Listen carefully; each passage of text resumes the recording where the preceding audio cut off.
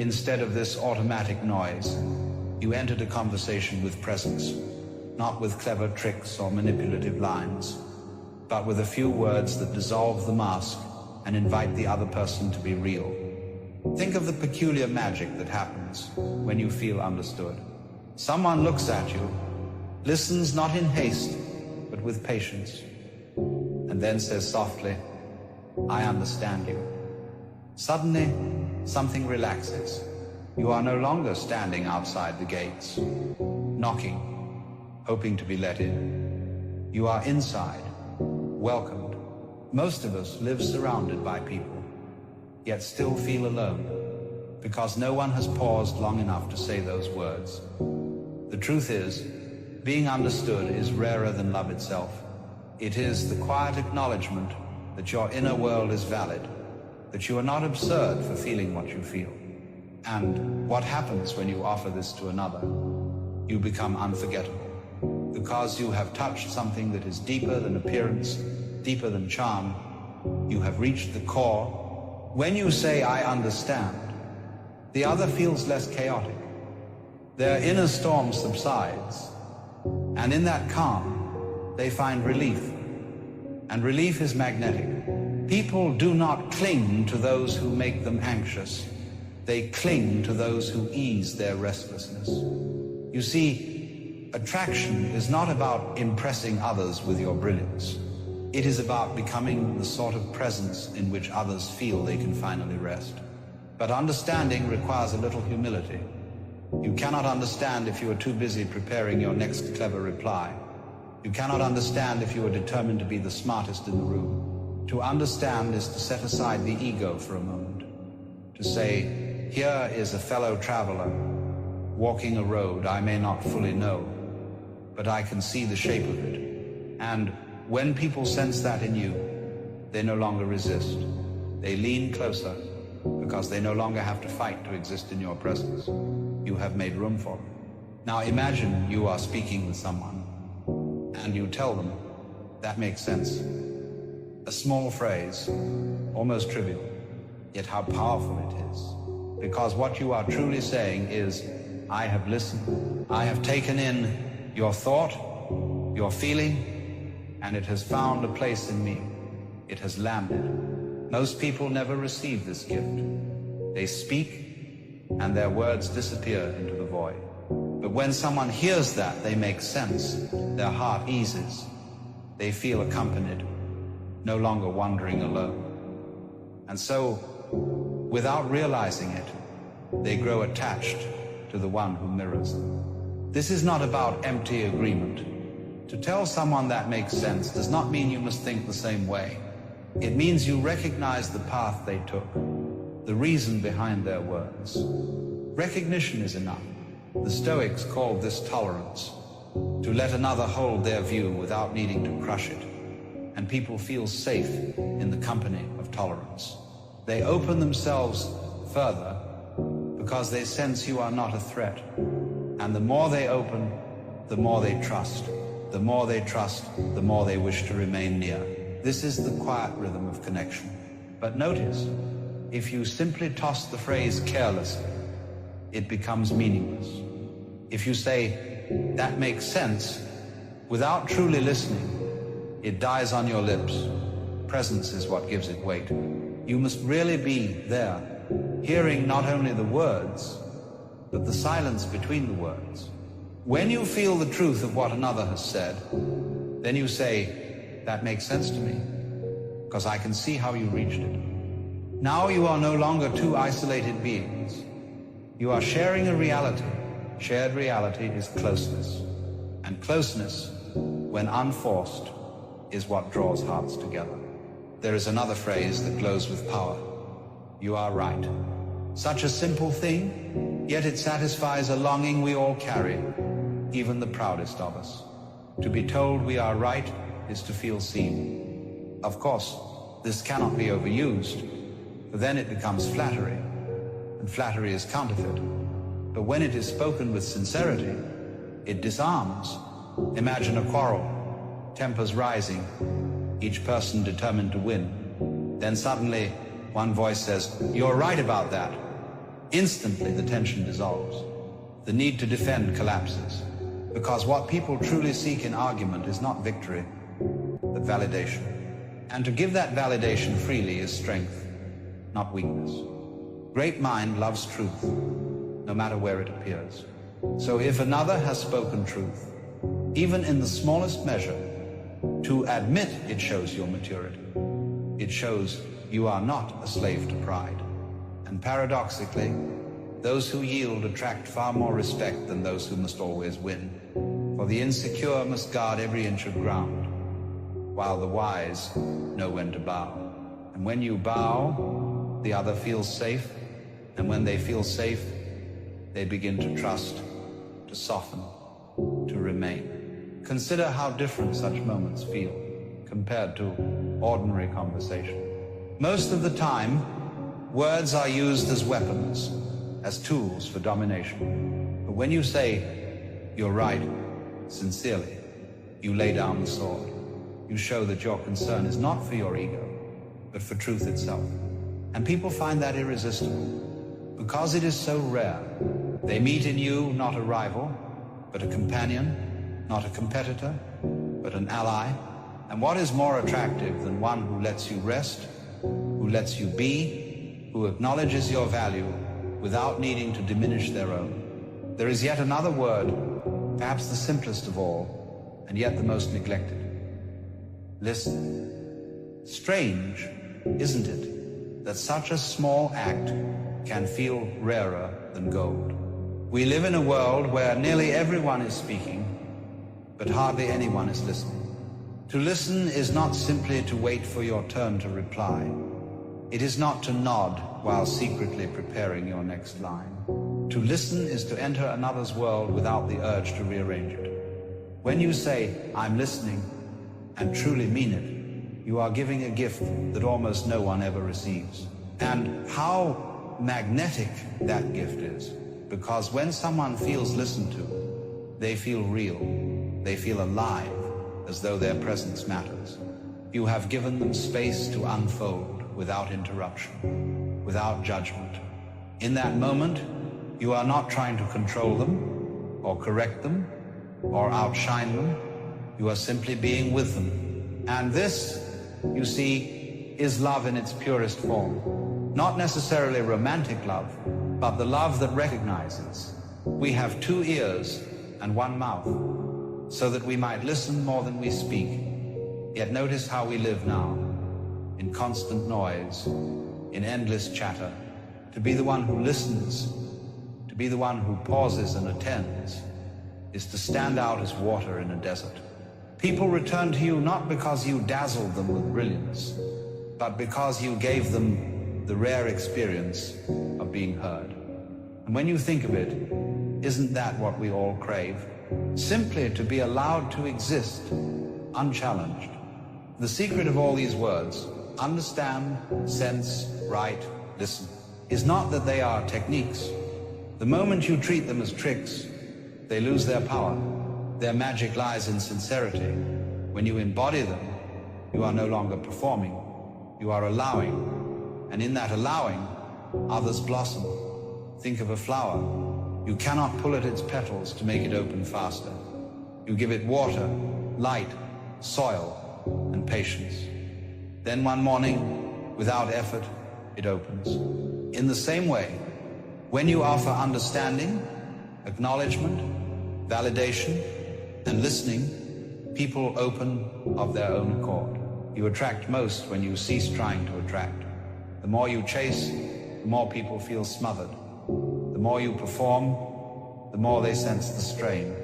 But when you stop chasing, when you stop performing, and instead simply allow others to rest in your presence, they are drawn to you like moths to a flame, not because you tried to be magnetic, but because you became a space in which they felt alive. Attraction is not something you do. It is something that happens when you forget yourself and meet another. Every time you begin a conversation, you are at a fork in the road. Down one path lies the ritual. Hi, how are you?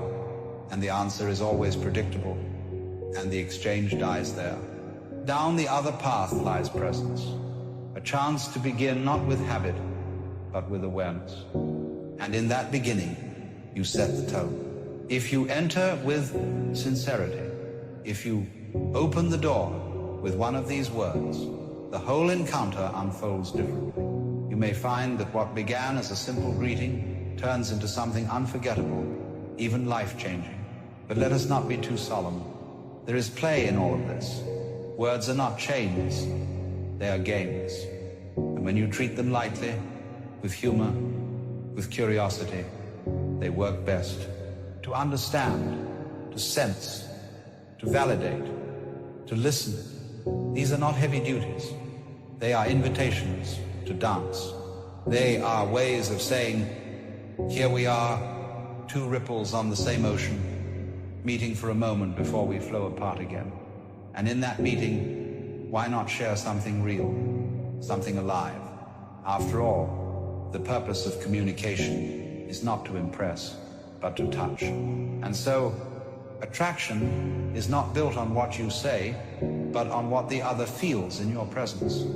Do they feel at ease? Do they feel valued?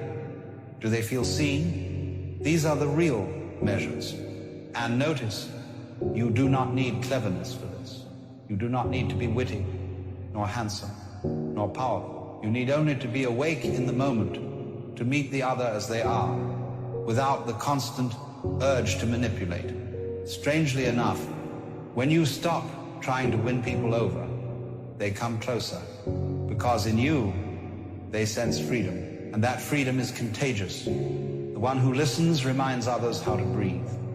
The one who understands reminds others that they belong. That dull little ritual, hi, how are you? It is like knocking on a door that never opens. And yet most conversations still begin this way because we are afraid to break the script. But you need not repeat the old chant. You may, instead, try something fresh, something that startles the other into wakefulness, a phrase that breaks the mask and invites honesty. And here is such a phrase: tell me something good. So simple, and yet so surprising. It jars the mind out of autopilot. It demands thought, not routine. Imagine beginning like this. Instead of the dull back and forth, you ask, tell me something good. At once the other pauses. They must stop, reflect, and reach for something real. Perhaps they smile, recalling a small joy. Perhaps they share something meaningful. But whatever it is, the conversation has already leapt beyond the ordinary. It is no longer a script. It is alive. And in that aliveness, you stand apart.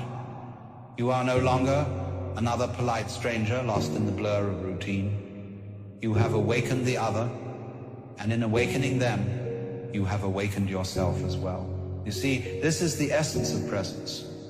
To be awake in your meeting with others, rather than sleepwalking through empty phrases.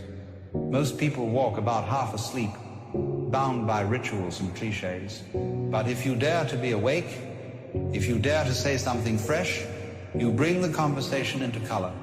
And this is what makes you unforgettable. Attraction, connection, love, all arise when two people are willing to step out of the automatic and into the real. And sometimes the doorway is as small as a single word. A simple phrase, spoken sincerely, with nothing behind it but presence. So, remember these words, not as weapons. Here we are, staring at something that has troubled spiritual men and women for thousands of years. This battle with lust. And the strange thing is, the more awake you become, the more conscious of the divine, the fiercer this battle seems to grow. Why is that? Why should the person who seeks God most earnestly be the very one who wrestles most deeply with desire? Let me tell you what is happening here. And I must warn you, this is not the comfortable sermon you might expect. This is about seeing the whole picture, not just the parts we like to talk about in public. The first thing to understand is this: when you awaken spiritually, when you begin to see life as it truly is, you don't become less human. You become more human. You become more aware of everything. The divine, yes, but also the earthly. The sacred and the profane. The angelic and the animal. Think of it this way. Before awakening, you were like a person walking through life half asleep. Your senses were dulled. Your awareness was clouded. But awakening is like turning up the volume on everything. Suddenly you can hear the birds singing more clearly. You can taste your food more vividly. You can feel the sun on your skin with greater intensity. And yes, you can feel desire more powerfully too. This is the first reason. Spiritual sensitivity amplifies everything. When you open your spiritual eyes, you don't just open them to heaven. You open them to the full spectrum of human experience. The same sensitivity that lets you feel God's presence also makes you more aware of the body's yearnings. The same consciousness that perceives divine beauty also perceives earthly beauty with shocking intensity. The old religious teachers often missed this point. They thought awakening would make you less aware of the flesh, but it's exactly the opposite. A spiritually awake person feels everything more deeply: joy and sorrow, peace and restlessness, love and lust. The heightened state of awareness that comes with spiritual growth doesn't shut down your humanity. It turns up the dial on all of it. So here you are, a person seeking God, and suddenly you find yourself feeling desire more intensely than ever before. And you think something has gone wrong. You think you're falling backward. But actually, you're just becoming more alive, more aware, more fully human. The question is not how to stop feeling. The question is how to be with what you feel without being controlled by it. Now let's look at the second reason. And this one is painful to admit. Those who are spiritually awake often find themselves alone, not because they're better than others, but because they see things differently.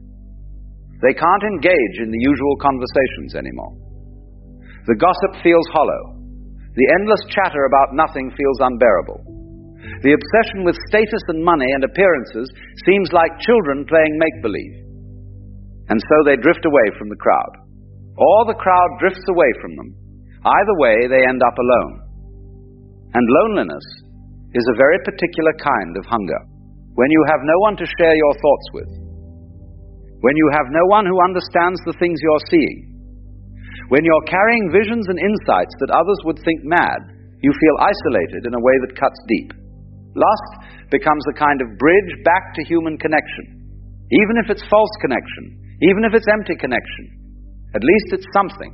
At least for a moment you're not alone. The body pressed against another body. The eyes meeting another's eyes. For that brief time, the terrible loneliness lifts. Do you see the trap? The very path that leads you closer to truth also leads you further from the crowd. And the human animal in you cries out for contact, for touch, for the warmth of another. Lust offers a counterfeit solution. It promises connection but delivers only more isolation. Because after the moment passes, you're still alone, often more alone than before. This is why so many spiritual seekers, so many monks and mystics and holy men and women throughout history have struggled in secret with desire. They withdrew from the world to seek God. And they found God, yes, but they also found crushing loneliness. And lust came knocking at the door of that loneliness, offering companionship, even if only for an hour. The third reason is perhaps the most mysterious. When you begin to wake up spiritually, you become a threat. Not to people necessarily, though sometimes to them too. But you become a threat to the forces that keep humanity asleep. Call them what you will. Demons, if you like. The powers of darkness. Or simply the momentum of unconsciousness that governs most human life. Whatever you call these forces, they do not want you awake. They do not want you seeing clearly. They do not want you spreading consciousness to others. And so they attack. They probe for weaknesses. They look for ways to pull you back into the dream, back into the trance, back into the endless cycle of grasping and wanting and never being satisfied. Lust is a magnificent weapon for this purpose. Why? Because it works. It really does pull people back into unconsciousness. When you're caught in the grip of lust, when desire is burning through you, You cannot think clearly. You cannot meditate. You cannot pray. You cannot rest in that quiet inner space where God speaks. You are pulled entirely into the body, into sensation, into the fever of wanting something right now. And so the attacks come, stronger and stronger as you grow in awareness. Not because you're doing anything wrong, but because you're doing something right. You're waking up. And the forces of sleep do not give up their prisoners without a fight. This is what the scriptures mean when they speak of spiritual warfare. It's not a metaphor. It's not poetry. It's the actual experience of anyone who tries to live consciously in an unconscious world. The battle is real. The enemy is real. And lust is one of his favorite weapons because it works so terribly well. The fourth reason is about wounds. Old wounds. Deep wounds. Wounds we carry from childhood. From rejection. From betrayal. From all the ways life has hurt us before we even knew what was happening. Most people walk through life never looking at these wounds. They're too painful, too frightening. But when you begin to wake up spiritually, you start seeing them. You start feeling them. All the old pain rises to the surface. The abandonment, the shame, the fear of not being loved, the conviction that you're not enough. And here's what happens. Lust offers to soothe these wounds. It offers a temporary balm. When you're in the grip of desire, when you're pursuing or being pursued, you forget the pain for a while. You feel wanted. You feel alive. You feel like maybe, just maybe, you are enough after all. But it's a lie. Lust doesn't heal wounds. It just covers them up for a moment. Like putting a bandage on a festering sore without cleaning it first. The infection remains and often grows worse. Because now you've added shame to the wound. Now you've added the knowledge that you're using people, or being used, or both. Now you've added another layer of pain on top of the original pain. The spiritually awake person sees all of this. They see the wound. They see the lust rising to cover it. They see the shame that follows. They see the whole cycle. And seeing it doesn't make it stop. Sometimes seeing it makes it worse. Because now you're aware of what you're doing even while you're doing it. You're conscious of the trap, even as you step into it. Healing these old wounds requires something else entirely. It requires facing them, sitting with them, letting them be felt without running away into distraction or comfort or false connection. This is hard work, the hardest work there is. And many people, even spiritually awakened people, would rather battle lust than do this deeper work of healing. Because at least lust offers moments of pleasure, however brief. The work of healing offers only pain, at least at first. The fifth reason is the most paradoxical of all. The very gifts that make you spiritually powerful also make you vulnerable. When you have heightened sensitivity, when you can feel the divine presence, when you can sense the interconnection of all things, you're operating at a very high frequency. Your consciousness is expanded. Your awareness is vast. But you're still in a body. You're still flesh and blood. You're still subject to all the drives and hungers and needs of the animal self. And here's the strange thing. The higher your consciousness rises, the stronger the pull downward becomes. It's as if the universe seeks balance, as if the very expansion of your spiritual nature creates an equal and opposite pull toward the purely physical. This is why so many spiritual teachers, so many gifted healers and prophets and visionaries have fallen into scandals of the flesh. Not because they were hypocrites, not because their spiritual gifts were fake, but because the combination of high spiritual power and unguarded physical nature creates a dangerous situation. Like a tall building without a foundation. The higher it rises, the more catastrophic the fall. The answer to this is discipline. But not the grim teeth-gritting kind of discipline that feels like punishment. Rather, the discipline of tending to the whole self, spirit and body, mind and flesh. You cannot just soar in the spiritual realms and ignore the needs of the body. You cannot just pray and meditate and expect the physical nature to take care of itself. The body needs to be honored, fed properly, exercised, given rest, given healthy touch and connection, given creative expression. When these needs are met in healthy ways, lust has less power. When they're ignored or denied, lust becomes overwhelming because it's trying to fill too many holes at once. So what do we do with all of this? How do we live with this strange combination of heightened spiritual awareness and powerful physical desire?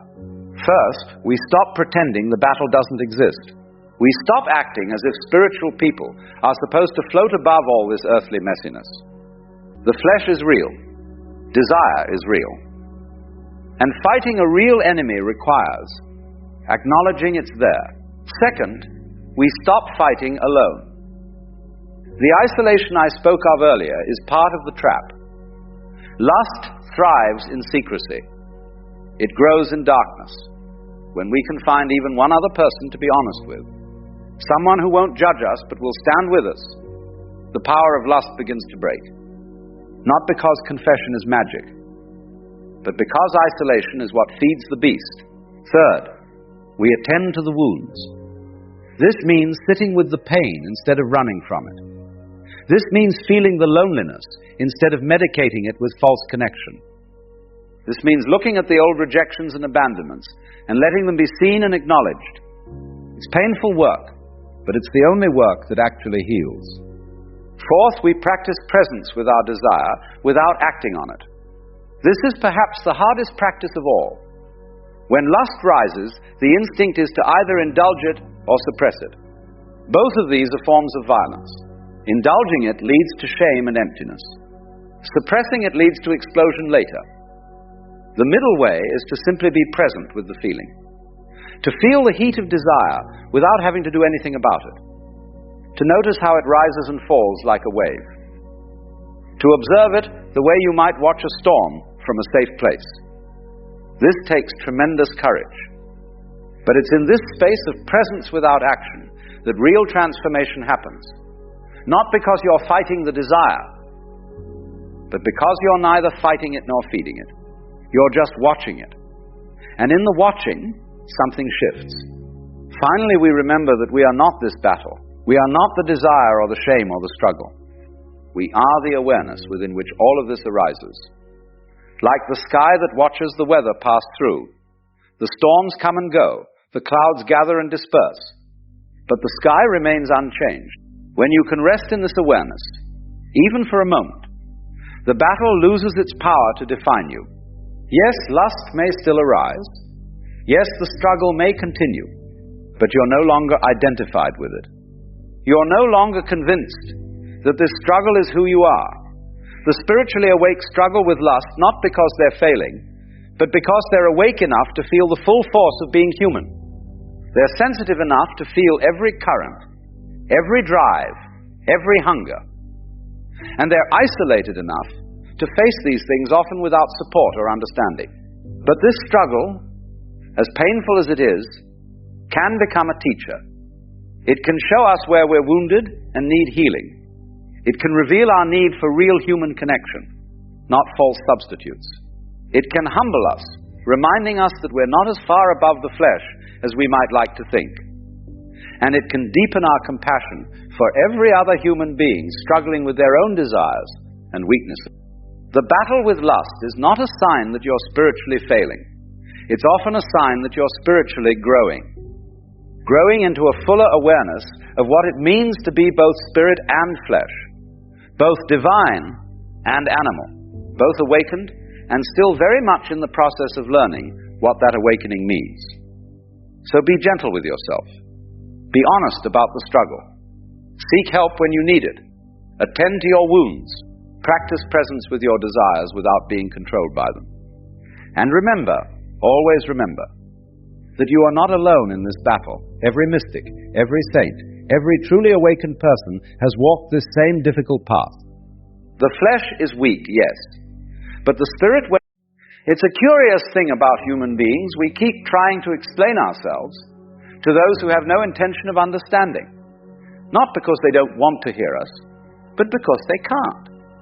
They're watching a different movie altogether. And here you are, standing outside the theater, trying to explain the plot of your film to someone who's still convinced they're watching theirs. It's exhausting, isn't it? This constant need to justify, to clarify, to make people understand. But what if I told you that the very act of explaining yourself to certain people is like trying to describe color to someone who's determined to see only in black and white? We've been taught that communication is the answer to everything, that if we could just find the right words, the perfect explanation, then surely people would understand. But the truth is far more interesting than that. Some people are so caught up in their own mental constructions, so hypnotized by their own interpretations of reality, that your words become nothing more than noise. And the harder you try to break through, the more energy you lose. It's like shouting into a wind tunnel. The sound goes out, but it never reaches its destination. So let me ask you something. How much of your life have you wasted trying to convince people who were never going to be convinced? How many times have you repeated yourself, rephrased yourself, exhausted yourself? All in the hope that this time they'll finally get it. And what happened? They twisted your words. They heard what they wanted to hear. They made you the villain in their story, no matter how carefully you explained yourself. This is not an accident. This is not a failure of communication. This is a collision between two entirely different states of consciousness. Now, before we go any further, let me be clear about something. I'm not talking about healthy disagreement. I'm not talking about people who genuinely want to understand you but see things differently. I'm talking about something else entirely. I'm talking about people who are living in a kind of trance, a self-created prison of beliefs and illusions, so solid that nothing you say can penetrate it. And the reason nothing penetrates is because they're not interested in truth. They're interested in being right. They're interested in protecting their version of reality, even if that version bears no resemblance to what's actually happening. The moment you realize this, everything changes, because you stop taking it personally. You stop thinking there's something wrong with your words. You realize that the problem was never your explanation. The problem is that you're speaking to someone who has already decided what you mean, what you are, and what you represent. And no amount of explaining will change that. It's like trying to reason with a dream. The dream doesn't care about your logic. It follows its own rules. Let me tell you what happens when you try to explain yourself to someone trapped in illusion. First, you waste your energy. And I don't mean just a little bit of energy. I mean the kind of deep soul-level exhaustion that comes from fighting a battle that was rigged from the start. You pour yourself out trying to be understood, and what do you get back? Confusion, accusations, more questions. It's a loop that never ends because the other person is not interested in understanding. They're interested in their own narrative. And you, my friend, are just a character in their story. A character they've already written. The ancient wisdom traditions understood this. They knew that not everyone is ready to hear the truth. Not everyone can handle it. Some people need their illusions. They need them to survive. Take away their illusions, and they crumble. So they defend those illusions with everything they have. They'll twist your words, attack your character, and if you're still trying to explain yourself to them, you're actually helping them maintain the illusion. Because every time you engage, you give them something to resist. You give them a reason to dig in deeper. There's a story I once heard about a man who spent his entire life trying to convince his neighbor that the sky was blue. The neighbor insisted it was green. So the man brought diagrams, photographs, scientific explanations. He even brought other people to confirm that yes, the sky is blue. But the neighbor wouldn't budge. Green, he said. It's green. And one day, exhausted and defeated, the man gave up. He stopped trying to convince his neighbor. He stopped talking about the sky altogether. And you know what happened? The neighbor became furious. Because without the argument, Without the conflict, the neighbor had to face something terrifying, the possibility that he might be wrong. This is what happens when you stop explaining yourself to people trapped in illusion. They get angry, they escalate, they accuse you of abandoning them, of being cold, of not caring. But here's the secret. Their anger is not about you, it's about them. It's about the fact that your silence forces them to look at themselves. And looking at yourself when you've been living in illusion is one of the most uncomfortable things a person can do. So they'd rather you keep talking, keep explaining, keep playing your part in their drama, because as long as you're engaged, they don't have to change. But you don't have to play that game anymore. You can step back, you can be quiet. You can let them have their version of reality without feeling the need to correct it. This is not indifference, this is wisdom. This is understanding that some battles are not yours to fight. Now here's where it gets interesting. When you stop explaining yourself, something shifts. You begin to conserve your energy. You begin to protect what's sacred, your peace, your clarity, your sense of self. These things are precious. And when you throw them into conversations with people who can't receive them, you're wasting treasure. You're casting pearls before swine, as the saying goes. Not because the people are bad, but because they're not ready, they're not capable of seeing the value in what you're offering. And so they trample it, they mock it. They use it against you. Think about the conversations you've had recently, the ones that left you feeling drained, misunderstood, frustrated. Now ask yourself, was the other person actually listening? Or were they waiting for their turn to talk? Were they trying to understand your perspective, or were they simply defending their own? If it's the latter, then you were explaining yourself to someone who was never going to hear you. And the energy you spent was energy you'll never get back. There's a certain kind of person who thrives on this dynamic. They love to pull you into endless explanations because it gives them power. The more you explain, the more ammunition they have. They'll take your words, twist them, and throw them back at you in ways you never intended. They'll say, "But you said this," when you said nothing of the sort. They'll interpret your silence as guilt, your patience as weakness, your kindness as manipulation. And no matter what you do, no matter how clearly you speak, they'll find a way to misunderstand you. Because understanding you would require them to change. And change is terrifying. So what do? You stop.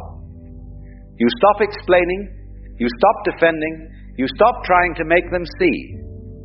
Because the truth is, they already see. They just don't like what they see. And that's not your problem. Your problem is that you've been taking responsibility for their perception. You've been acting as though their misunderstanding is your failure. But it's not. Their misunderstanding is their choice. Let me tell you what happens when you embrace silence. First, you reclaim your power. When you stop giving explanations, you stop giving away your authority. You stop acting as though you need their approval, their validation, their understanding. You simply are. And there's something incredibly powerful about that. It's the power of a person who no longer needs to defend their existence. The power of someone who knows their worth is not determined by whether others can see it. Second, you create space. Space for truth to emerge on its own. Space for the other person to sit with their own thoughts without your constant input. Space for God, or the universe, or whatever you want to call that deeper intelligence, to work. When you're always talking, always explaining, you fill up all the space. But when you're silent, something else can enter, and often that something else is far more effective than anything you could have said. Third, you begin to discern. You begin to see who is genuinely interested in understanding you, and who is simply interested in the drama. The people who truly care will accept your silence with grace. They'll give you space. They'll trust that you have your reasons. But the people who are trapped in illusion will panic. They'll demand explanations. They'll accuse you of being secretive, distant, cold. And in their reaction, they'll reveal exactly why you were right to stop explaining in the first place. Now let's talk about what silence is not. Silence is not avoidance. It's not running away from difficult conversations or refusing to communicate when communication is genuinely needed. Silence is discernment. It's knowing when words will help and when they'll only make things worse. It's recognizing that some people are not ready for your truth, and that's okay. You don't need everyone to be ready. You just need to be wise enough not to waste your pearls on those who can't appreciate them. Silence is also not punishment. It's not a way of getting back at someone or making them feel bad. It's simply a boundary, a way of saying, I will not participate in this particular dance anymore. Because the dance of endless explanation is exhausting. It keeps you small. It keeps you stuck. And it keeps the other person stuck too, because they never have to face their own illusions, as long as you're there to argue with them. Here's the thing about illusion. It's comfortable. It's familiar. People build entire identities around their illusions. They construct elaborate mental frameworks to support them. And when you come along with your truth, your clarity, your different perspective, you're threatening the entire structure. You're asking them to tear down what they've spent years building. And most people won't do that. They'll defend their illusion with everything they have. They'll fight you, blame you, vilify you, anything to keep their world intact. And you know what? That's their right. They have every right to live in whatever reality they choose. But you have a right too. You have the right to stop exhausting yourself trying to change their mind. You have the right to walk away from conversations that go nowhere. You have the right to protect your energy, your peace, your sanity. And you exercise that right through silence, through the simple, powerful act of not engaging. There's an old saying that goes something like this: never argue with a fool. Onlookers may not be able to tell the difference. But I'd take it a step further. Never explain yourself to someone who has already decided what you are, because no explanation will change their mind. They've made their judgment. They've written their story, and you're wasting your breath trying to edit it. Instead, save your words for those who can hear them. Save your energy for relationships that actually nourish you. Save your truth for people who are hungry for it. Because there are people out there who will understand you without lengthy explanations. There are people who will see you clearly without you having to perform, or prove, or justify. And those are the people worth your time. But what about the others? What about the people trapped in illusion who keep demanding your attention, your explanations, your defense? Let them go, not with anger or resentment, but with compassion. Let them have their illusion. Let them believe whatever they need to believe, and trust that if they're meant to wake up, they will. But it won't be because you convinced them. It will be because life itself taught them. And life is a far better teacher than you could ever be. So here's what I'm asking you to do. The next time someone demands an explanation from you, someone who has already decided what you are, what you meant, what you did, pause, take a breath, and ask yourself, will this explanation actually help? Or will it just give them more material to misinterpret? If it's the latter, stay silent. Let them sit with their assumptions. Let them fill in the blanks however they want. Because their interpretation says far more about them than it does about you. And in that silence, you'll find something extraordinary. You'll find yourself, not the version of yourself that bends and twists to be understood. Not the version that exhausts itself trying to please everyone. But the real you. The you that exists regardless of whether anyone understands or not. The you that doesn't need validation because it knows its own truth.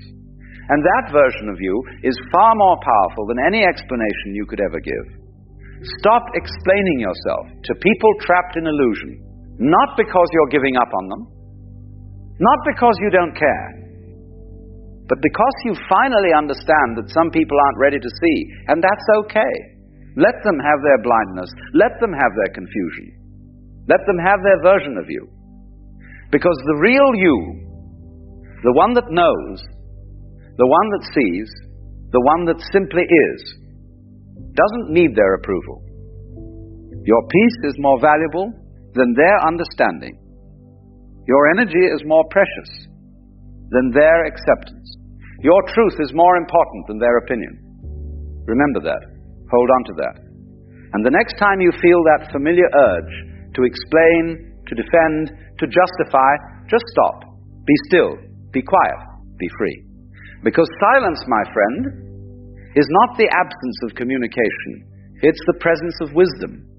And wisdom knows when to speak and when to simply let things be.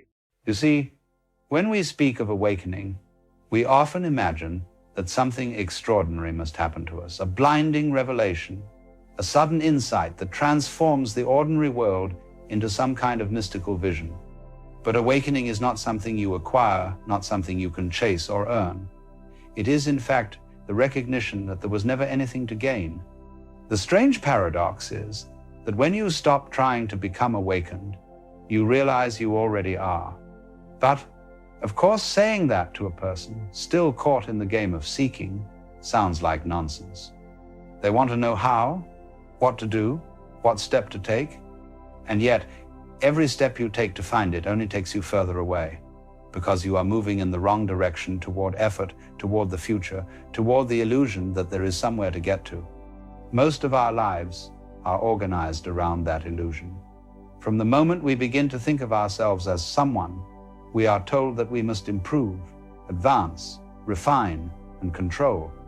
We measure our value by what we can obtain: more money, more knowledge, more love, more approval. Even our spiritual pursuits are infected by this disease of acquisition. We want enlightenment like we want a new car or a diploma. We imagine that there's a ladder reaching to heaven, and all we need to do is climb faster than the rest. Yet every rung of that ladder is made of smoke, and the higher we go, the less real it all becomes. What awakening reveals is that there is no ladder, no top, no bottom, only the ever-present ground beneath your feet. When one truly awakens, one does not gain new powers or visions. One gains nothing, but in that nothing, everything changes. It is like waking from a dream in which you believed you were starving and suddenly realizing that the hunger was only part of the dream. The food you were chasing was never real, yet you, the dreamer, remain. The great secret is not that you become something different, but that you cease to need to become anything at all. What you gain is not more content in your life, but the quiet recognition of what was always there. Now, of course, our minds don't like that kind of simplicity. We think, surely it can't be that easy.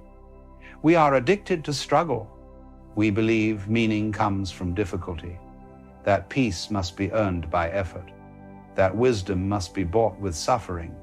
So when someone tells us that the truth is already present, that we are already free, we think it must be a trick. And so we continue searching, reading books, attending retreats, analyzing our thoughts, all the while overlooking the simple fact that the search itself is the barrier. To seek truth is to affirm its absence, just as to chase happiness is to admit you are unhappy. Awakening is the end of that chase. Imagine, for a moment, a man standing in the middle of a clear pond, frantically scooping at the water with his hands in an attempt to find what he already stands upon. He disturbs the reflection, splashing about, growing more and more frustrated. And then, suddenly, exhausted, he stops. The water settles. The reflection returns. He sees the sky mirrored perfectly beneath him. That moment of stillness, that surrender, is awakening. Not a reward for effort, but the result of exhaustion, the exhaustion of the self that seeks. So, what do you gain when you awaken? You gain the loss of what was never real. You lose the burden of trying to be someone. You gain the simplicity of being no one in particular. You lose the anxiety of time, the endless pushing towards some imagined tomorrow, and you gain the immediacy of this moment. It's not that life suddenly becomes perfect. You still get hungry, tired, lonely. You still laugh, cry, and make mistakes. But the difference is that it all happens within a vast sense of okayness. The storm still rages, but you are no longer in the storm. You are the sky that contains it. The tragedy of modern life is that we are taught to identify with the storm. We say, I am sad, I am angry, I am lost, but these are only passing clouds. You are not your thoughts any more than the ocean is its waves. When one awakens, one doesn't destroy the waves, one simply stops mistaking them for the sea. You realize that behind every rise and fall, there is a quiet stillness that never changes. And from that stillness, life moves effortlessly. You might ask, well then, if I am already this awareness, why don't I feel it? The answer is simple. You are looking for it as though it were an object.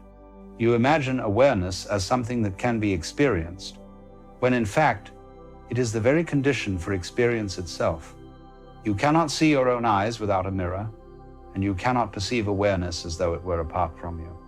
So, in our endless attempts to observe, analyze, and define ourselves, we create more mirrors, more reflections, more distortion. But the truth was never hiding. It was simply overlooked because it was too close. That's why, when people awaken, they often laugh. Not because they've discovered something new, but because they realize how absurdly simple it has always been. It's as if you've been tearing the house apart looking for your glasses, only to find them perched on your nose. The laughter is the sound of the mind collapsing into humility. It realizes it can't grasp what it is trying to hold, because it itself is the thing being held. And so, awakening is not an achievement. It is not the result of discipline or purity or perfection. It is the relaxation of the very effort to reach it. In that relaxation, you discover what was always here, the unshakable presence of being itself. And once that realization dawns, you cannot lose it, because it was never gained. You cannot unsee what has been seen. You cannot unknow the truth that you are the very thing you were seeking. The only thing you can lose is the illusion that you were ever separate from it. Of course, awakening doesn't make you superhuman. You don't float about in a permanent state of bliss. Rather, you become profoundly ordinary. You can drink tea, take a walk, wash the dishes, and yet everything shimmers with a quiet luminosity. The sound of water, the feeling of sunlight, the laughter of a friend, all are sacred, not because they belong to some higher world, but because you finally see them as they are. You stop dividing life into sacred and profane, spiritual and mundane. You realize it was all one dance, one motion, one eternal now. And this is what awakened people gain: not detachment from life, but intimacy with it. They no longer hold themselves apart, judging, comparing, calculating. They are immersed, but not entangled. They act, but without the tension of control. They love, but without possession. They experience pain, but without resistance. The gain is a kind of effortless participation. It is the freedom to be fully human, without pretending to be divine, and yet knowing that the divine was never anywhere else. In our culture, we confuse awakening with escape. We think it means to transcend the human condition, to rise above suffering, to be beyond error. But true awakening is not escape, it is inclusion. It is saying yes to everything, even the parts you once rejected. It is realizing that the darkness, the confusion, the doubt are not mistakes to fix, but aspects of the whole to embrace. You see, the moment you stop trying to edit existence, you discover its perfection. You realize that everything you tried to push away was, in its own way, necessary for the dance to continue. This realization brings a deep compassion, for when you no longer judge yourself for being flawed, you no longer judge others for being asleep. You see them as you once were, caught in the same beautiful confusion, dreaming the same dream of control and separation. And so, instead of trying to wake them up, you simply love them. You let them be, because you understand that even their struggle is part of awakening. After all, you cannot wake from a dream you've never had. As you awaken, what you gain is not certainty, but trust. The old craving for answers dissolves, replaced by a quiet confidence that you don't need them. You no longer demand that the universe explain itself. You live as the question, open, alive, curious. You no longer seek security in belief or identity. You rest in the unknown and find that it holds you. What you gain is not knowledge, but wisdom, the kind that doesn't cling to conclusions. And what's most surprising is how utterly simple life becomes. You see, simplicity is not the absence of complexity, but the absence of conflict. When the self stops arguing with reality, everything falls into harmony. You no longer feel divided between what is and what should be. You stop rehearsing your life and begin to live it. You stop analyzing your feelings and begin to feel them. You stop searching for love and discover you are its source. This simplicity cannot be taught through philosophy. It has to be seen. It's like a mirror that reflects everything but holds on to nothing. The awakened person moves through life like that, reflecting, responding, dancing, yet untouched by the passing images. They have not withdrawn from life. They are more alive than ever, because they no longer resist it. So the great gain of awakening is the loss of struggle. The gain is the peace that comes when you stop trying to fix the world and instead allow it to unfold. The gain is the return to innocence, the unlearned trust of a child who plays without purpose, loves without calculation, and cries without shame. To awaken is to rediscover that innocence in the heart of wisdom, to see with clear eyes and still say yes to it all. And so, my friends, what you gain when you awaken is not something you can hold, not something you can show or prove. You gain a way of being, a way of seeing, that transforms every ordinary act into a miracle. You gain the silence between thoughts, the stillness beneath movement, the presence within absence.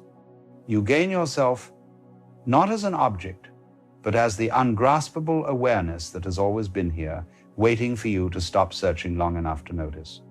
And when you begin to see this clearly, something very gentle starts to happen to your relationship with life. You stop treating it as a problem to solve, and you start listening to it like you might listen to music.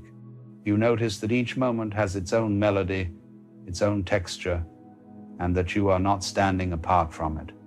You are the very rhythm itself, moving and changing, rising and falling, breathing in and out. To live awakened is to live musically, not mechanically. It's to sense that everything that happens, no matter how apparently chaotic, fits perfectly into the larger harmony. The mind, of course, will protest. It wants to hold on, to define, to plan. It will say, yes, but what about tomorrow? What about my responsibilities, my dreams, my losses? And the answer, you see, is not to reject those concerns, but to notice that they too are part of the music. The melody includes the dissonance, the unresolved chords, the tension that makes the release so beautiful. Without them, the song would be flat and lifeless. The awakened person does not demand that life always sounds sweet. They understand that even the sour notes belong to the composition. This changes how you relate to suffering. You begin to see that pain, fear, confusion, they are not punishments, nor signs that you've done something wrong. They are movements in the great symphony of existence. And when you stop resisting them, they transform. You see the difference between pain and the resistance to pain. Pain simply arises and passes. Resistance lingers, echoing, amplifying, creating stories. The more you fight it, the deeper it digs in. The moment you allow it, the moment you say yes to even this, it begins to dissolve. Awareness itself is the cure. Now, There is something profoundly tender about that discovery, because for the first time, you stop running away from yourself. You no longer divide your inner world into good and bad, acceptable and shameful. You see that the parts you once rejected were never enemies at all. They were lost children waiting to be seen. And so, you stop trying to purify yourself into some ideal version of a spiritual being, and you begin to love the human one instead. You begin to understand that the divine expresses itself precisely through imperfection. The crack in the bowl is what allows the light to shine through. And as you grow into that understanding, something unexpected emerges humor. You begin to laugh at the whole cosmic joke. You laugh at how serious you once were, how desperately you tried to be enlightened, how tightly you clung to the very ideas that kept you trapped. You laugh because you see the absurdity of trying to control what was never yours to control. You laugh, and in that laughter, the walls collapse. The divine play, the Leela, as they call it in Sanskrit, becomes obvious. The world is not a machine grinding toward an end. It's a dance of energy, endlessly creating and dissolving itself, and you are both the dancer and the dance. When you awaken to that, the quality of your relationships also changes. You no longer approach others as instruments to your happiness. You see them as reflections of yourself, not metaphorically, but literally. You realize that there is only one awareness appearing as many points of view. So when you meet another person, you are meeting a different expression of the same being. This recognition gives rise to an effortless compassion. You no longer need to forgive because there is nothing left to accuse. You no longer need to prove because there is nothing to defend. You relate from a space of quiet understanding, free of demand. And yet, this doesn't mean you become passive or indifferent. You still speak truth, you still act, you still set boundaries when necessary, but you do it without hatred, without the need to conquer or justify. Your actions arise like waves from the ocean, spontaneous, appropriate, alive. You respond instead of reacting. You participate instead of controlling. And in that way, every interaction becomes sacred, because it is no longer about getting something. It's about recognizing what's already shared. Many people imagine that awakening makes life easier, but in truth, it simply makes it real. You still face loss, illness, conflict, disappointment. The difference is that you no longer interpret these as personal failures. You see them as part of the unfolding. You stop asking, "Why is this happening to me?" and begin to ask, "What is this showing me?" The awakened person doesn't avoid storms. They learn to dance in the rain, because the rain is also part of the song. In this openness, your sense of time begins to shift. You notice that the past and the future are no longer as heavy as they once were. They appear like faint ripples across the vast stillness of now. You realize that what you called past is just memory arising in the present, and what you call future is imagination appearing here too. Everything is happening now, and this now has no edge. It is infinite, boundless, ungraspable. You stop trying to live in the moment, because you see there is nothing outside of it. The idea of living in the present becomes redundant. You are the present. When that realization dawns, anxiety begins to fade. Because anxiety always depends on time. It depends on imagining a future you must prepare for or a past you must fix. Without that timeline, fear loses its foundation. You find a quiet confidence that whatever arises will be met when it comes. You no longer need to prepare for life, because you are life. And this brings with it a kind of softness, a grace. You stop pushing so hard. You stop running so fast. You start to trust the natural intelligence that beats your heart, that breathes your lungs, that turns night into day without your permission. This trust is what many traditions call faith. But it's not faith in a concept or a distant deity. It's faith in the living reality of existence itself. You begin to notice how everything works together in mysterious balance, the way pain deepens compassion, the way endings give rise to beginnings, the way loss opens space for renewal. You see that you don't need to understand it all. You can rest in the mystery, because the mystery is not against you, it is you. This resting brings about a deep stillness, even in motion. You can be busy yet peaceful, involved yet free. You no longer need to withdraw to find silence.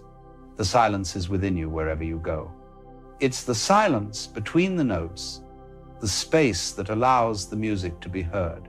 The awakened person doesn't reject the world, they listen to it differently.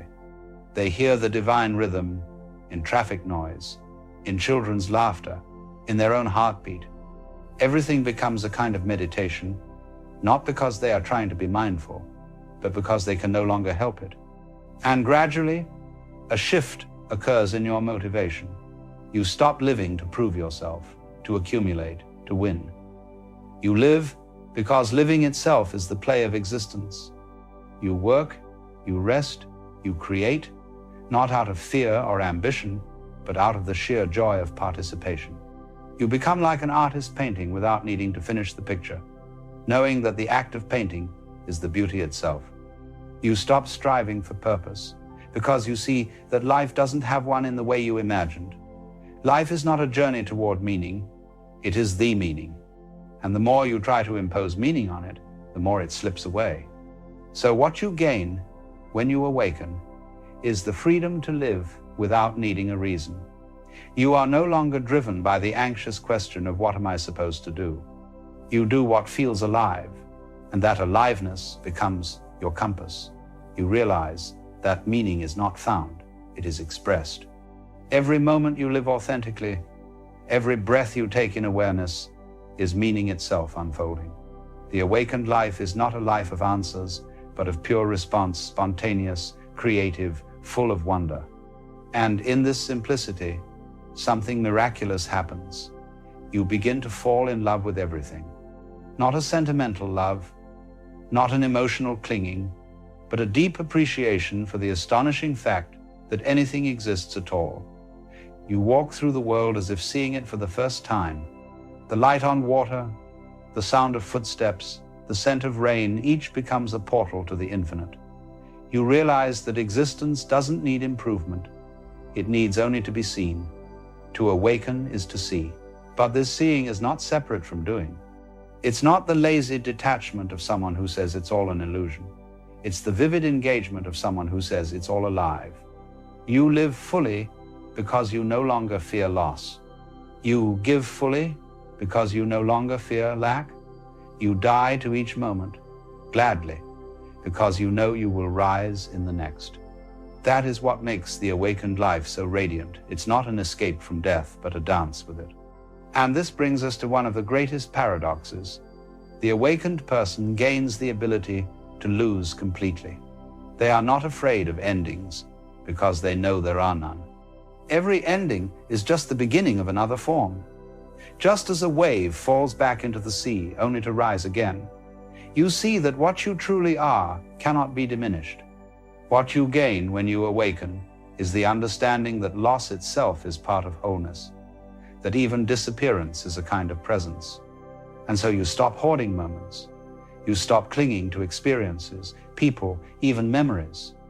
You learn the art of letting things pass through you. You become transparent, like glass, allowing light to move freely. You are no longer heavy with the weight of what was or what could be. You are light, fluid, open. You are, in every sense, free.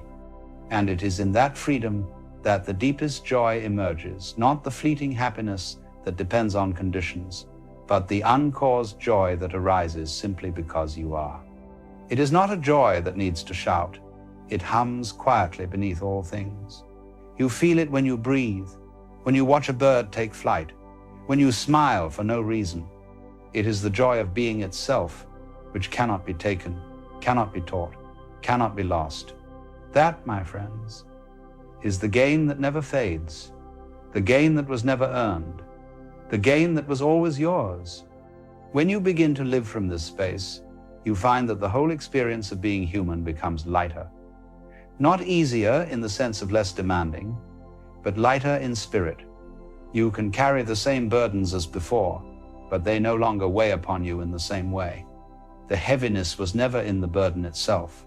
It was in the illusion that you were carrying it alone. The moment you see that you are the life that carries itself, the burden dissolves.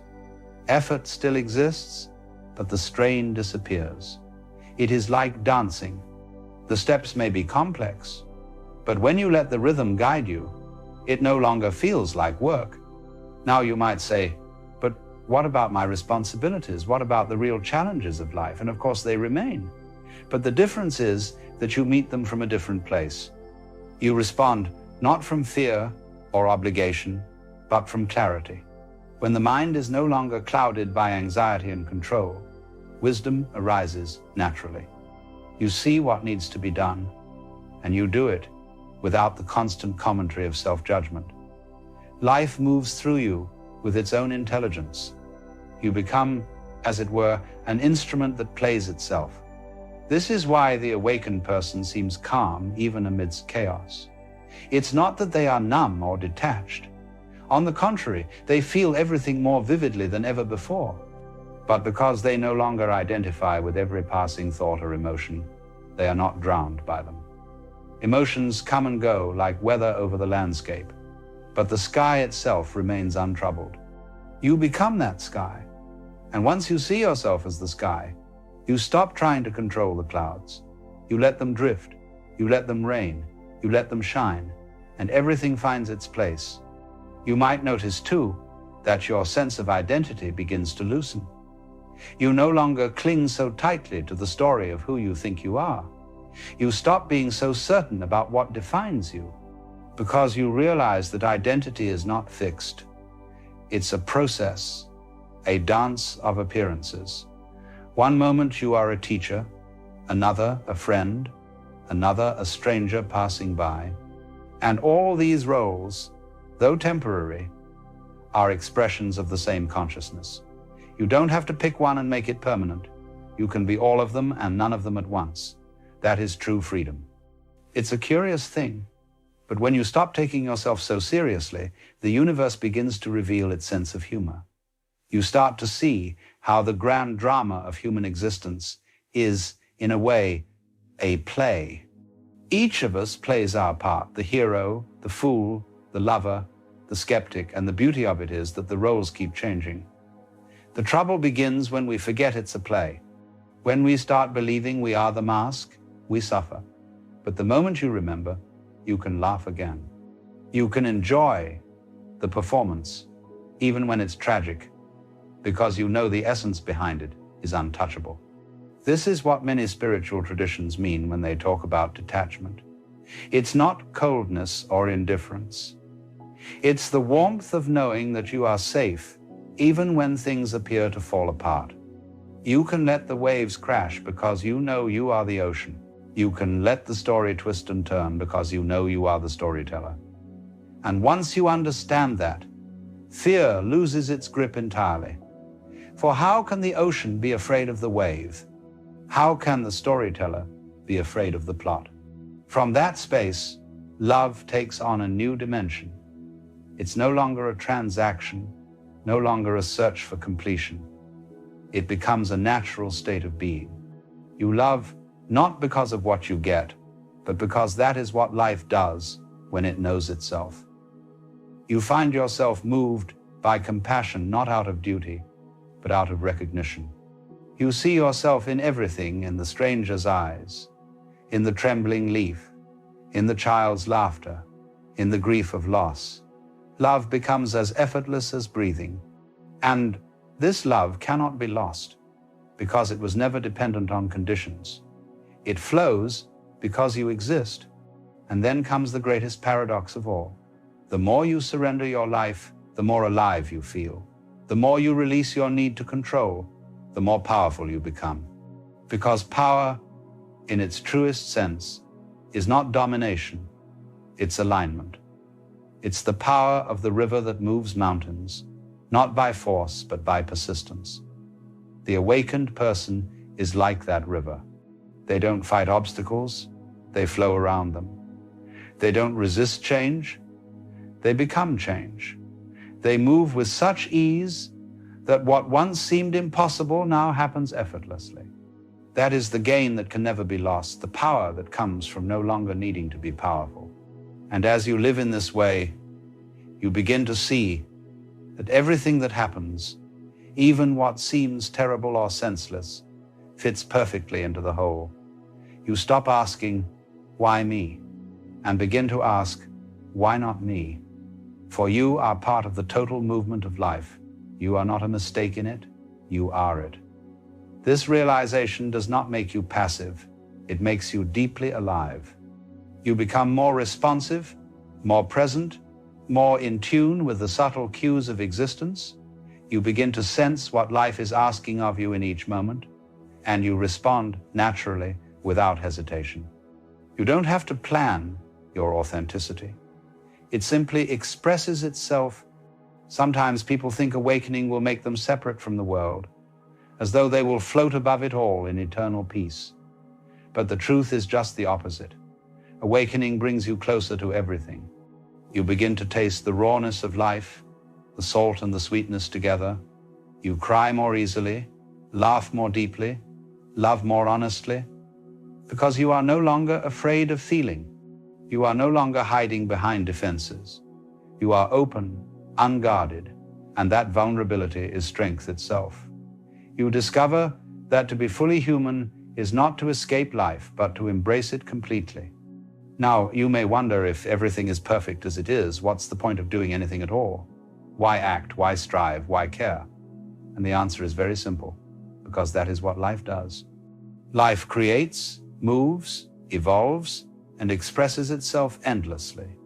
The awakened person does not act to reach a goal. They act because it is their nature to do so. The flower blooms not to impress anyone, but because blooming is what it does. The bird sings not to win applause, but because song is its essence. In the same way, your actions, when aligned with awareness, are no longer forced. They are spontaneous expressions of life's intelligence. They need no justification. This is what true purpose feels like. Not a rigid plan, but a flowing expression. You realize that you don't need to find your purpose. You need only to remove the noise that hides it. The purpose of life is not something given to you. It is what you give to life through your being. Every smile, every act of kindness, every moment of awareness is an offering. You are not here to conquer the world. You are here to be the world in conscious form. And slowly, gratitude begins to color everything you experience. You start to feel thankful even for the ordinary, the mundane, the things you once ignored. You wake up in the morning and notice the warmth of the blanket, the sound of the wind, the breath in your lungs. You realize that every single moment is a gift, not because it's pleasant, but because it exists. Gratitude is the natural fragrance of awareness. You don't have to practice it. It arises effortlessly when you are truly present. It's not something you say, it's something you feel in your bones. As this gratitude deepens, life becomes luminous. Even the simplest actions shine with quiet significance. Drinking a cup of tea, watching the sky change color, walking down the street, each becomes an act of participation in the mystery. You begin to see that enlightenment was never about escaping the world, but about seeing it clearly, seeing it as divine, even in its ordinariness. The awakened person doesn't need to go anywhere else. Heaven is not a destination. It's the realization that this, right now, is sacred. And then one day, without fanfare, you find that your search has ended. You no longer wake up asking, how do I become awakened? Because you understand that there was never anyone to awaken. The seeker and the sought were one and the same all along. The game of becoming has dissolved, leaving only being, and being is enough. You no longer measure your worth by what you achieve or what others see. You rest in the quiet certainty that to exist is the ultimate success. This, you see, is what awakened people gain that they can never lose. It's not a special state, not a mystical power, but a simple, profound intimacy with life. The gain is not something added, it's the removal of the illusion that you ever lacked. You have always been whole, always been free, always been the dance itself. The clouds may come and go, but the sky remains untouched. So what does it mean, really, to awaken? It means to stop pretending, to stop chasing the mirage of a future that never arrives, to stop believing that happiness depends on what happens. It means to relax into the mystery, to trust the unfolding, to realize that this moment, just as it is, contains the entire universe. You have nothing to gain because you were never missing anything. And in that realization, the search ends, not with a bang, but with a smile. That is the quiet laughter of awakening. It is the sound of life recognizing itself. It is the joy of a wave, realizing it was never separate from the sea. And once you hear that laughter, truly hear it, you know there is nothing left to fear, nothing left to chase, nothing left to lose. You are home, and you always were.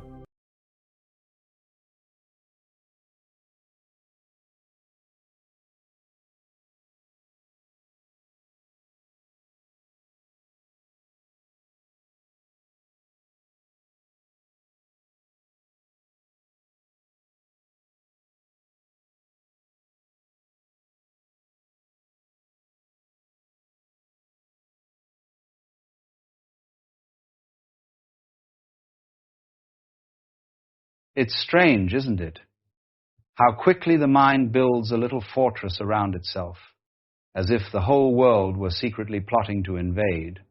You hear a tone of voice, a passing comment, an unfinished sentence, and immediately snap the mind declares, "Ah, that must be about me," as though you were the center of some cosmic committee meeting and everyone else had gathered specifically to evaluate your performance. But, it's rather comic when you look at it closely. Imagine carrying around an invisible clipboard, checking off imaginary judgments about yourself all day. You wouldn't do it deliberately, of course. Yet there you are, feeling stung because someone didn't smile quite the way you expected, or because a text message arrived with one less emoji than usual. We humans are brilliant at inventing stories and terrible at recognizing that they're inventions. The curious thing is, you weren't born like this. You didn't come into the world thinking anything was personal. A baby doesn't look at a frowning face and think, "My goodness, they must be disappointed in me." No, a baby just sees. But then, slowly, you learn the art of taking offense. You learn that a raised eyebrow might be a critique, or silence might be suspicion, or someone's own bad day might be a commentary on your worth. You become an interpreter of shadows, a translator of other people's moods. And sometimes, my friend, those interpretations feel so real that you forget you're the one imagining them. You can notice this most clearly in those small, ordinary misunderstandings, the ones that happen on a Tuesday afternoon, for no grand reason at all. Perhaps you walk into a room, say something harmless, and someone responds a bit sharply. Instantly, the mind leaps. What did I do? Why did they speak like that? And before you've even had the chance to take a breath, a whole narrative has formed. A narrative starring you as the reason for their tone, their sigh, their impatience. But consider the possibility that their tone had absolutely nothing to do with you. Perhaps they slept poorly, or received troubling news, or simply wandered through a morning filled with minor frustrations. Yet the mind, ever eager to cast you in the role of central protagonist, insists otherwise. It's a bit like walking past a mirror and thinking the reflection is watching you first. Now, what I'd like you to see, not intellectually, but with a kind of gentle inner listening, is how much weight you place upon these imagined evaluations. How the body tightens, the breath shortens, the heart anticipates rejection before anything has actually happened. You might notice it even now, a subtle readiness to defend yourself, to justify, to explain, as though the world has asked a question it never actually voiced. There's an old joke I enjoy: the universe is under no obligation to understand you, But the reverse is also true. You are under no obligation to take the universe so seriously. You don't have to treat every passing expression as a coded message directed at your identity. Let's look at this from another angle. Most people walk through life absorbed in their own thoughts. Each person is the protagonist of their own private play, rehearsing their own lines, worrying about their own imagined audience. Think of the last time you were preoccupied, really preoccupied. Perhaps you were thinking of a bill or a memory or an upcoming decision. In those moments, you weren't thinking about other people at all. You were simply living inside your head. And if you were to step back and observe humanity as a whole, you'd see millions doing exactly the same thing, each carrying their own anxieties, joys, disappointments, hopes, each unable to fully understand even their own internal storms. When someone reacts poorly, behaves abruptly, or withdraws, it is far more likely that they are lost in their own weather than casting judgment upon yours. So when the mind hisses, "They must be thinking something about me," you can respond with a soft smile, "Well, perhaps they're simply thinking about themselves." There is a profound relief in realizing this, a lightness, because suddenly life becomes less of a performance and more of a shared wandering among equally bewildered travelers. But of course, the mind doesn't give up its habit easily. It enjoys making meaning. It thrives on the drama of interpreting everything as feedback. So let's explore the habit gently, the way you might watch a small animal scurrying about in a garden, neither judging nor interfering, just curious. Imagine you're walking down the street and someone glances at you briefly, then looks away. Instantly, a flicker of insecurity arises. Do I look odd? Did I do something wrong? Do they know something about me? But pause for a moment. You don't actually know what they saw. You don't even know if they saw you. The glance may have passed through you like light through a window, and yet the mind takes that neutral moment and paints a story on top of it. You might think of it as a reflex, like when the doctor taps your knee and your leg jerks forward without your permission. But unlike the knee reflex, this one is built from years of conditioning. You learned that approval meant safety, and disapproval meant danger. You learned it so deeply that the body responds even before the thought forms. But now you can unlearn it. Not by force, not by demanding yourself to stop caring. Caring is natural. Sensitivity is natural. You don't need to harden yourself into some kind of emotional stone. No, what frees you is not indifference, but understanding. Think of it like this. You are not the actor on a stage being scrutinized by an audience. You are the sky, and all these little judgments, real or imagined, are just passing weather. They drift in, they drift out, and none of them have any lasting claim over who you are. Sometimes I like to compare taking things personally to wearing an overly tight pair of shoes. At first you think, well, that's just how shoes feel. But after walking barefoot on grass, or even for a few moments on the floor, you suddenly realize, oh, it doesn't have to hurt like that. And once you feel the freedom of walking without them, it becomes very difficult to put them back on. So, my friend, perhaps you can experiment with slipping off those old shoes for a while. The next time someone expresses annoyance or seems distant, try observing the sensation in your body before assuming its meaning. You may feel a tightening in the throat, a flutter in the stomach, a sharpness in the mind. But instead of building a story, simply notice the sensation like you might notice wind brushing your skin. Here it is, and now it changes. In this way, you become less entangled in the drama and more aware of the simple reality of the moment. And the moment is always simpler than the story. You might also notice how often you take things personally because you've already been judging yourself. If someone says you're too quiet, the sting only lands because some part of you already feared that quietness was a flaw. If someone says you're too loud, the sting only lands because you believed loudness was inappropriate.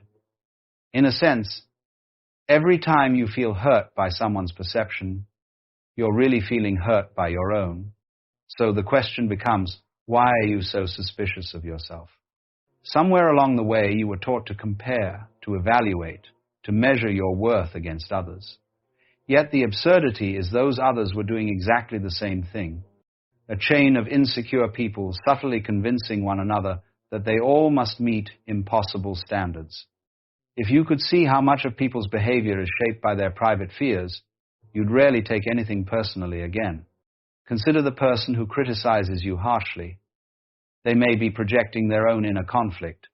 Consider the person who withdraws. They may be overwhelmed. Consider the one who seems judgmental. They may be desperate to feel in control. And consider the person who praises you excessively. They too may be seeking something, perhaps approval in return. But in each case, the behavior is about them, not you. You are merely the surface upon which their inner world momentarily reflects. You might think of life like a hall of mirrors, where everyone is carrying their own mirror and occasionally flashes it in your direction. What you see is not you, but the shape of their own mind at that moment. This realization doesn't isolate you, it connects you. It reminds you that all humans are struggling, learning, failing, healing, and that none of us truly know what we are doing. There is a great peace in recognizing the shared bewilderment of the human experience. Now let's pause for a moment, not to end anything, but simply to create a little breathing space inside this unfolding understanding. Notice the movement of your breath, not controlling, just noticing the rise, the fall, the quietness in between. Here, in this simple rhythm, nothing is personal. The breath isn't judging you. It isn't asking you to be someone else. It simply continues, soft and faithful.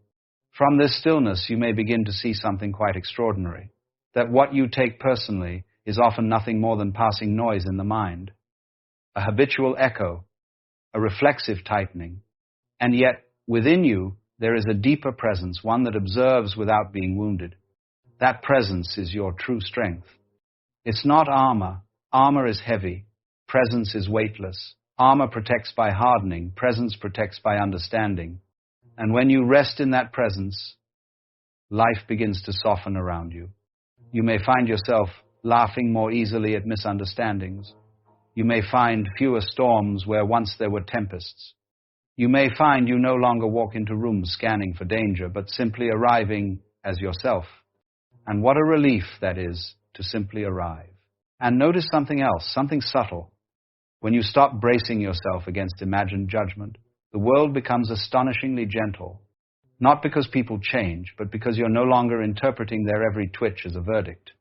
You see, most of the pain of taking things personally comes not from the interaction itself, but from the echo that repeats inside your mind afterward, the replay, the speculation, the silent courtroom in which you serve as accused, witness, prosecutor, and judge all at once. A single moment becomes stretched across hours, pulled into shapes it never actually held. But the moment itself, if you look closely, is always far smaller than the story you attach to it. Perhaps someone spoke too quickly. Perhaps they didn't greet you as warmly as usual. Perhaps they looked distracted, or annoyed, or hesitant. But the real moment lasted only a few seconds. Everything after that was imagination. It's as though life hands you a brief spark and you turn it into a bonfire. Now imagine what would happen if you simply let the spark flicker and fade, without feeding it with your fear. Imagine if you took people's moods the way you take the weather, sometimes sunny, sometimes stormy, sometimes gray, none of it a personal attack on your existence. You don't stand outside on a rainy day shouting at the clouds, "What have I done wrong?" You just take an umbrella. In this way, emotional weather is no different. People rain sometimes, people thunder, people drift in fog. It isn't your fault. It isn't your responsibility, and it certainly isn't a measure of your worth. Now, I don't want you to think this means you ignore your own feelings. Not at all. If something hurts, it hurts. But the question is, what are you attributing that hurt to? Are you assuming it's about you, when it may simply be the other person's storm passing across the sky? If you learn to distinguish what belongs to you from what doesn't, your inner world becomes astonishingly clear. Think of a radio picking up static. The static isn't the radio's fault. The signal is coming from elsewhere. All the radio needs to do is recognize, this is interference, and not take it as proof that something inside it is broken. You are that radio. You are receiving signals all the time from people who are confused, tired, overwhelmed, lost, insecure, frustrated, and often you interpret their static as a judgment of your signal. But nothing is wrong with your signal, my friend. Nothing has ever been wrong with it. Now, let's slip into a quieter space for a moment. Let the words slow down, like walking through a hallway that becomes gradually dimmer, softer, more peaceful. Let the tones settle, like dust drifting in a sunbeam. When you look closely, you might discover that the urge to take things personally is actually a longing, an innocent longing to feel seen, understood, valued. It comes from sensitivity, not weakness. From caring, not insecurity. You want to connect. You want to know your place in the world. You want to feel you matter. And none of that is wrong. But when you try to find that reassurance in other people's reactions, the ground under your feet becomes very unstable because people are unpredictable. Their attention shifts. Their moods change. Their capacity to show affection fluctuates. And if your sense of self depends on that, you'll sway with every breeze. So perhaps the deeper invitation is not simply to stop taking things personally, but to root yourself in a place where affirmation is not required from outside. A place where you know your own worth without waiting for anyone else to confirm it. This doesn't mean becoming aloof or independent in a hardened way. It means recognizing that your value is your birthright, not something earned through other people's approval. Imagine standing in a room full of mirrors, but this time, instead of seeing distorted reflections of yourself in others, you close your eyes, you breathe, you feel the space around you. And suddenly you realize you don't need the mirrors at all. You already know you exist. You already know you're here. You already know you're enough. Now, with that quiet recognition, you open your eyes again. And all those reflections, the opinions, the glances, the careless remarks lose their power. They become ripples rather than waves. Movements on the surface rather than threats to your depth. You might begin to notice something beautiful. When you no longer take things personally, you become more compassionate. You see others more clearly. You respond instead of reacting. You become curious rather than defensive. If someone is rude, you wonder gently, what burden are they carrying? If someone is distant, you think, perhaps they're hurting. If someone is sharp, you consider, maybe they feel insecure right now. Not as excuses, but as understanding. People soften in the presence of someone who doesn't make their behavior about themselves. Your steadiness becomes a kind of shelter. Now, imagine this in your day-to-day life. Someone snaps at you, and instead of tensing, you remain present. You don't retreat. You don't attack. You simply see them. And in that moment, something magical happens. Your lack of defensiveness disarms their narrative. They realize, often unconsciously, that they are not fighting you, they are fighting themselves. And sometimes, that alone helps them stop. But even if it doesn't, you remain free. You're not entangled in their storm. You are not dragged into their turbulence. You are the clear space through which it passes. At this point, you might wonder, but what about genuine conflict? What about times when something is directed at me? And yes, life includes such moments. But even then, taking things personally is rarely helpful.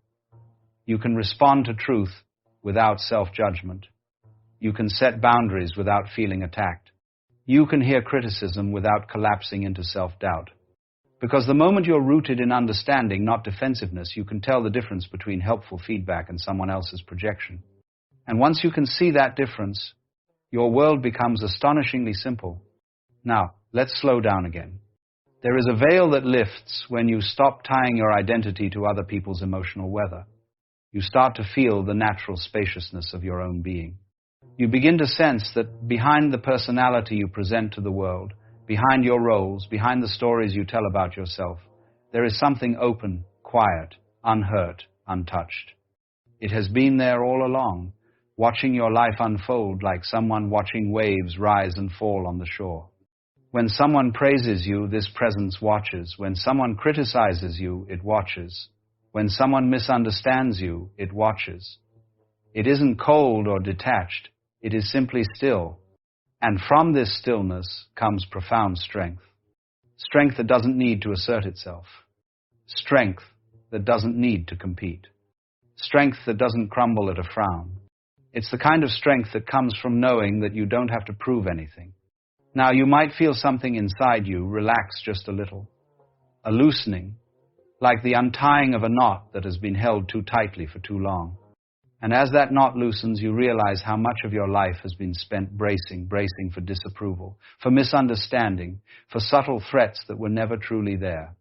Imagine living without that constant bracing.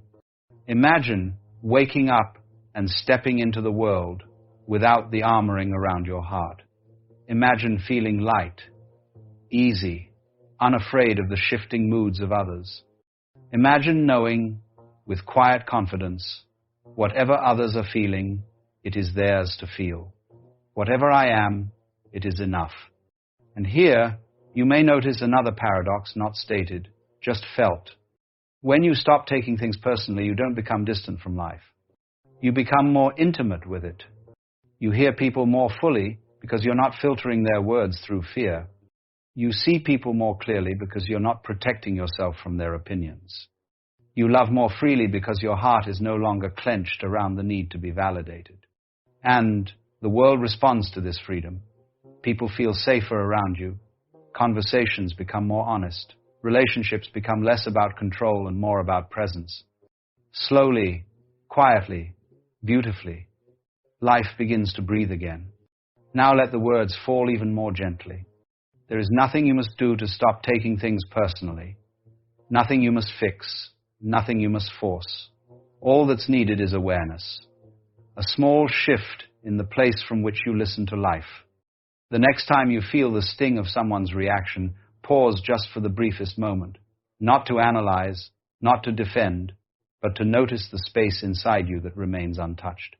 The space that knows, this is their weather, this is their mirror. This is not a verdict on my existence. And from that place, you may smile not outwardly, but inwardly. A smile that says, "Ah, I see." A smile that does not reject, but understands. And eventually, perhaps without trying, you may realize you've stepped into a life where the world no longer feels like a test, where people's opinions no longer... Have you ever noticed exactly where you need to go? But here's the catch. The mind doesn't like this. The mind wants control. The mind wants certainty. For life is not a problem to be solved, but a song to be sung, a dance to be danced. And the way to join in is not through strain, but through letting go.